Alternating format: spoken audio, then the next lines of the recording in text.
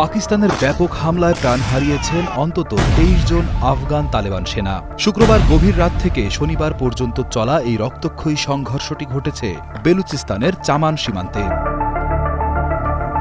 পাকিস্তানের দাবি অনুযায়ী 5 ডিসেম্বর শুক্রবার মধ্যরাতে আফগান তালেবান সেনারা হঠাৎ করেই কোনো উস্কানি ছাড়া যুদ্ধবিরতির নিয়ম ভেঙে ছোট অস্ত্র দিয়ে গুলি ছুড়তে শুরু করে। কিন্তু এর পাল্টা জবাব দিতে পাকিস্তান সেনাবাহিনী একটুও দেরি করেনি এবং তাদের জবাব ছিল অত্যন্ত কঠোর ও বিধ্বংসী।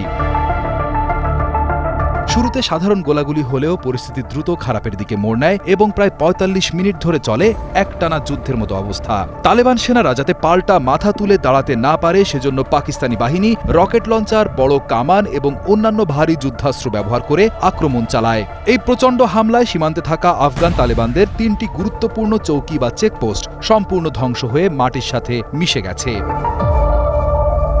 পাকিস্তানের সংবাদ মাধ্যম দ্য নিউজের দাবি অনুযায়ী সবচেয়ে আতঙ্কের বিষয় হল প্রথম দফার হামলার পর আফগান সেনারা সাধারণ মানুষের বসতি বা জনবহুল এলাকায় আশ্রয় নিয়ে সেখান থেকে গুলি চালাতে থাকে। এর জবাবে পাকিস্তানি বাহিনী সেই জনাকীর্ণ এলাকা লক্ষ্য করেও ভারী অস্ত্র ব্যবহার করে। কিন্তু পাকিস্তান দাবি করেছে তারা সাধারণ মানুষকে বাঁচিয়ে কেবল শত্রুদের সামরিক লক্ষ্যবস্তুতে আঘাত করার জন্য অত্যন্ত নিখুঁত ও আধুনিক অস্ত্র ব্যবহার করেছে। এই ঘটনা পাকিস্তান ও আফগানিস্তান সীমান্তে নতুন করে বড় ধরনের যুদ্ধের আশঙ্কা তৈরি করেছে।